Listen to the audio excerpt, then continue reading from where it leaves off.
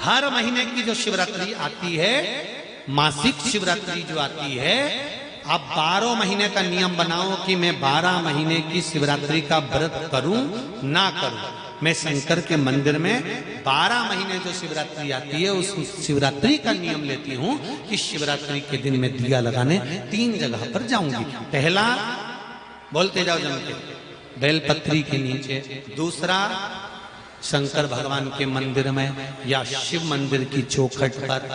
तीसरा, आंवले के वृक्ष के नीचे। ये 3 जगह पर आप प्रणाम कर कर, झोली पसार कर बाबा देवाधिदेव महादेव, माता लक्ष्मी और पार्वती के नाम से दिया लगाना प्रारंभ कर दीजिए। 3 महीने की शिवरात्रि पूरी हो, ये निश्चित है अगला पत्र आपका इस जगह पर मिलेगा कि बाबा ने मेरा ये कार्य किया। का पूजन करा कि नहीं करा? अरे बोलो तो जम के, करा ना सबने? शिवलिंग का निर्माण करा, पूजन करा। आप 365 दिन पार्थिव शिवलिंग का निर्माण करोगे, सावन महीने में पार्थिव शिवलिंग का निर्माण करोगे। पर जितनी बार भी आप पार्थिव शिवलिंग का निर्माण करोगे तो सूर्य अस्त होने से पहले पार्थिव शिवलिंग का विसर्जन आपको करना पड़ेगा। पर करा कि नहीं करा? अरे बोलो तो जम के, करा ना सबने? शिवलिंग का निर्माण करा, पूजन करा। आप 365 दिन पार्थिव शिवलिंग का निर्माण करोगे, सावन महीने में पार्थिव शिवलिंग का निर्माण करोगे।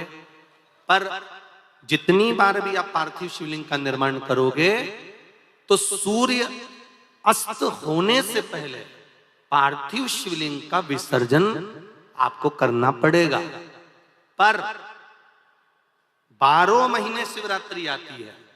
शिवरात्रि के समय पर, शिवरात्रि के दिन हम दिन में नहीं, रात में 1 पहर, 2 पहर, 3 पहर, 4 पहर में जितना मन बन जाए कि 1 पहर पूजन करूंगी मैं, 2 पहर करूंगी। कल अपन ने कितनी पहर की पूजन करी? जम के बोलो जरा।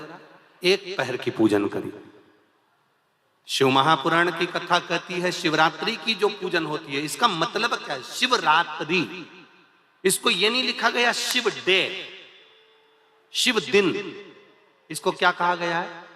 जम के बोलो जरा। शिवरात्रि।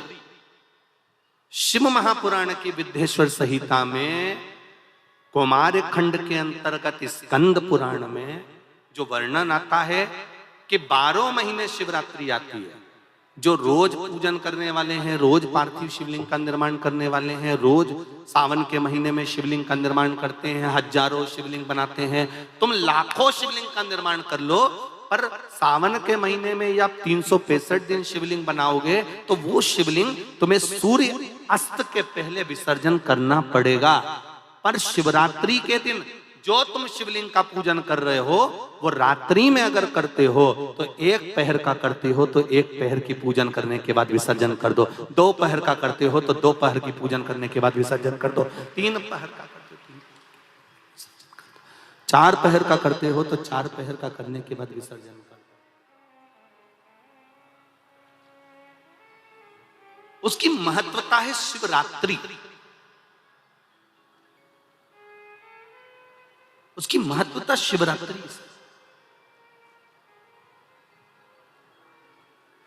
कई लोगों के मन में संशय जाग जाता है कि गुरुजी सूर्य अस्त के बाद क्या हम शिवलिंग की पूजन कर सकते हैं, क्या विसर्जन कर सकते हैं? तो पहले तो अच्छे से समझ लो कि तुम सावन महीने की शिवरात्रि की पूजन कर रहे हो। रात्रि लगी हुई है उसमें कि रात्रि को ही होगी और रात्रि को ही विसर्जन होगा।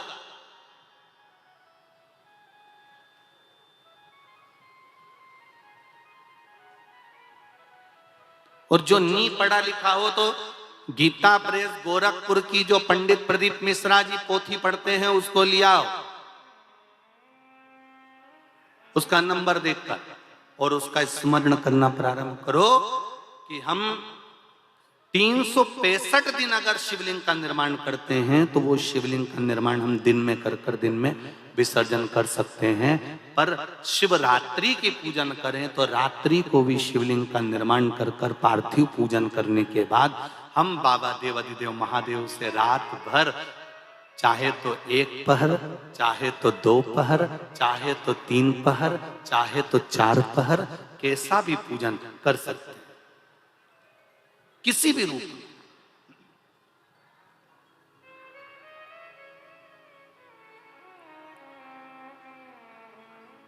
पर कई बार हमारे जीवन में संशय उत्पन्न हो जाता है, और एक बात अपनी जिंदगी में उतार कर रखना, अगर पार्थिव शिवलिंग का पूजन रात्रि को आपने करा है तो पार्थिव शिवलिंग का पूजन हमने भी यहां पर बैठकर किया है, दिल के साथ, हृदय के साथ।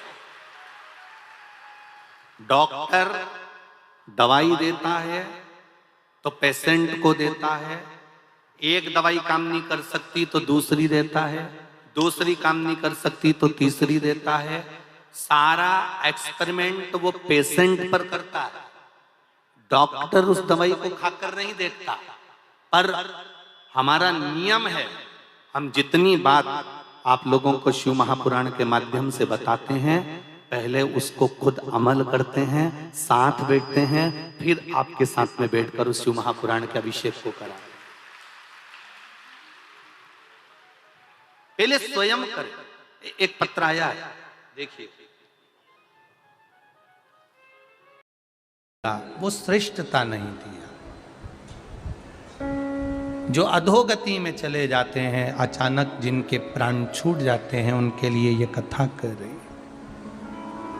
पितरों की 3 बेटियां, तीनों से गलती हो गई। आप शिव मंदिर में जाएं, कोई गलती ना हो, जल चढ़ाएं, मना नहीं, छींटा ना लगे, धीरे धीरे चढ़ाइए। और एक बात अच्छे से ध्यान में रखिएगा, शिव मंदिर से जब भी वापिस आए, जल चढ़ाकर अपना फर्ज पूरा अदा कर। फर्ज से मतलब, जब शिव मंदिर से वापिस आए, जो पत्ती, बेलपत्री, फूल शिव जी पे चढ़े थे, वो नीचे शिवलिंग पे से नीचे गिर गए हों। एक शिवलिंग रखा है, लाना मिट्टी वाला, लाइए जरा उठा के। अब छत्तीसगढ़ में कथा चल रही, थोड़ा ध्यान से सुन लोगे एकांतेश्वर शिवलिंग का पूरा वृत्तांत। तो आप लोग जो पशुपति व्रत कर रहे हो या कोई भी उपास करते हो, कई लोग कहते हैं हमने करा नहीं हुआ। क्यों नहीं हुआ? उसमें हमारी गलतियों को हमें छाट। ये देखिए,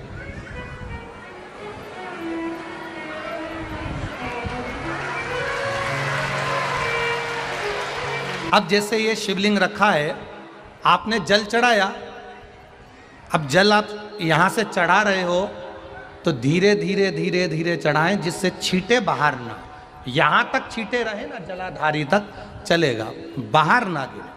और एक बात का स्मरण रहे,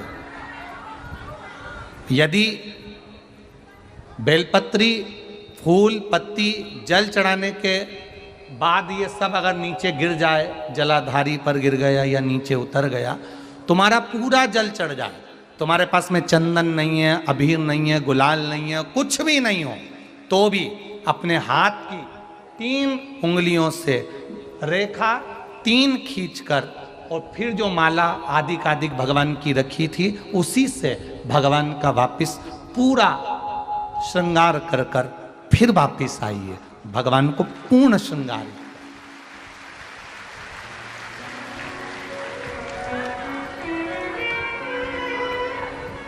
भगवान का पूर्ण श्रृंगार कर कर आइए। कई लोग जल चढ़ाने के बाद में भगवान का जो फूल पत्ती नीचे रखी रहती है, आप, हम ये नहीं कह रहे कि आप अपने घर से लेकर जाओ, आपके पास में कुछ नहीं, 1 लोटा जल चढ़ाओ, जल चढ़ाया, जो फूल पत्ती नीचे रखी हुई है उसी को उठाकर, उसको रखकर, उसी फूल से भगवान का खूब सुंदर श्रृंगार भगवान का कर कर फिर आइए। क्यों? शिव का जब हम श्रृंगार कर कर आते हैं, माता पार्वती जी ने देवाधिदेव महादेव का श्रृंगार किया है, आप लोगों के स्मरण में होगा। राम जी ने माता जानकी का श्रृंगार किया है, रामचरित सुनिए कथा, रामायण सुनी आप लोगों ने? रामायण सुनी होगी तो उसमें माता बैठी हैं शिला के ऊपर और भगवान राम उनका श्रृंगार कर रहे हैं। एक कौवा आता है, वो चोंच मार कर जाता है। ये सारा वृत्तांत आप लोगों ने श्रवण किया है। तो राम जी माता सीता का श्रृंगार करते हैं, भगवान कृष्ण राधा जी का श्रृंगार करते हैं। केवल एक देव अधिदेव महादेव की कथा ऐसी है जिसमें पार्वती जी शिव जी का श्रृंगार करती है। शिव का श्रृंगार किस लिए, क्यों? कहा जल चढ़ाने के बाद वहीं पर पड़ी हुई पत्ती से, फूल से, जो चढ़े हुए फूल हैं, चढ़ी हुई पत्ती है, चढ़ा हुआ निर्माल्य है, जो भी शिव जी का है, उसी को धोकर वापिस भगवान का श्रृंगार कर कर आना चाहिए। किस लिए? कि हे भोलेनाथ, जब मैं इस संसार सागर से जाऊं, अखंड सुहाग लेकर पूरी श्रृंगार कर कर इस धाम से जाऊं, ऐसी कृपा बना। जो पढ़ाओ, जो पढ़ाओ, चंदन नहीं है, हाथ से चंदन का स्मरण होना चाहिए। नहीं है हमारे पास लगाने को रोली, मोली, चंदन, जो भी आपके पास में, अबीर, गुलाल नहीं, अपने मन का गुलाल लगाइए, अपने मन का हृदय से दिल से रिझाने का प्रयास। ले जा बाबू, ले जा, दिल से चढ़ाइए। और जब भाव से, दिल से आप आनंद के साथ देवाधिदेव महादेव का आप पूजन करो, उसमें गलती ना हो, गलती ना। देखिए, पितरों की 3 बेटियों को श्राप लग गया। श्राप क्या लगा? तुम्हें पृथ्वी पर जाना पड़ेगा, मृत्यु लोक में जाना पड़ेगा, और तुम्हें मृत्यु लोक में जन्म लेना पड़ेगा। मृत्यु लोक में जाना पड़ेगा और तुम्हें जन्म लेना पड़ेगा। अब दुख आ गया। पितरों की बेटियां, इन्होंने पूछा हमारा भी कल्याण हो और पितृलोक में जितने पितर आए उनका भी कल्याण हो। जो अधोगति में, जैसे हमारी गति बिगड़ी है, हम अभी युवान अवस्था में हैं, आपको चोट लगी, आपने हमको श्राप दिया, मान लो कोई अधोगति में प्राण छोड़कर चला जाता है, उसका उद्धार कैसे हो? सनकादि ऋषि से पूछ रही है। आप कृपा करो, आप दया करो, ये तो तुम काशी चले जाओ। मानधाता काशी गए, काशी में बैठकर तप करने लगे।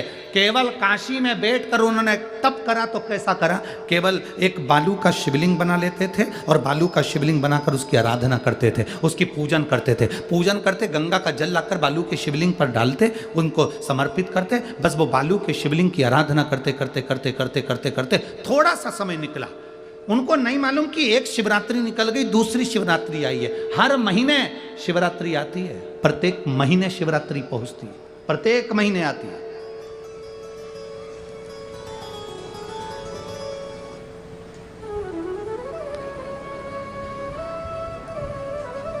एक शिवरात्रि अपन पंजाब में थे, भटिंडा, तब पड़ी थी।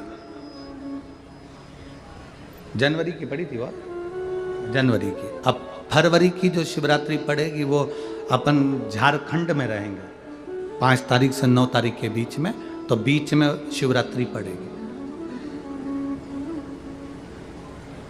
इसलिए उस कथा का नाम श्री शिवाय नमस्तुभ्यम। स्वागत है आप सभी का आपके अपने चैनल में, इवांश प्रजापति में। और यह चैनल बना है पंडित प्रदीप मिश्रा जी की कथा के उपाय के लिए, उनकी कथा के सार के लिए, और तिथि के अनुसार मैं सारे उपाय बताती हूँ। आज की कथा में मैंने आपको बताया मासिक शिवरात्रि के उपाय, पार्थिव शिवलिंग से संबंधित। आप यह उपाय अवश्य करें, और वीडियो अच्छी लगी है तो उसे लाइक कीजिए, चैनल को सब्सक्राइब कीजिए। कमेंट बॉक्स में हर हर महादेव या जय श्री महाकाल या श्री शिवाय नमस्तुभ्यम अवश्य लिखें। गुरुजी का कहना है कि श्री शिवाय नमस्तुभ्यम लिखने, सुनने, बोलने मात्र से हमें 1000 अश्वमेघ यज्ञों के फल की प्राप्ति होती है, हमारे पाप कम होते हैं और कष्ट भी दूर होते हैं। तो आप वीडियो को लाइक ज़रूर कीजिए और चैनल को सब्सक्राइब कीजिए। धन्यवाद। और भी कुछ आपको मुझसे उपाय संबंधित प्रश्न करना है तो आप कमेंट बॉक्स में कर सकते हैं। और भी अलग अलग अच्छी वीडियोस देखने के लिए मेरे चैनल को सब्सक्राइब करें और चैनल पे जाके वीडियोस में जाके अवश्य देखें।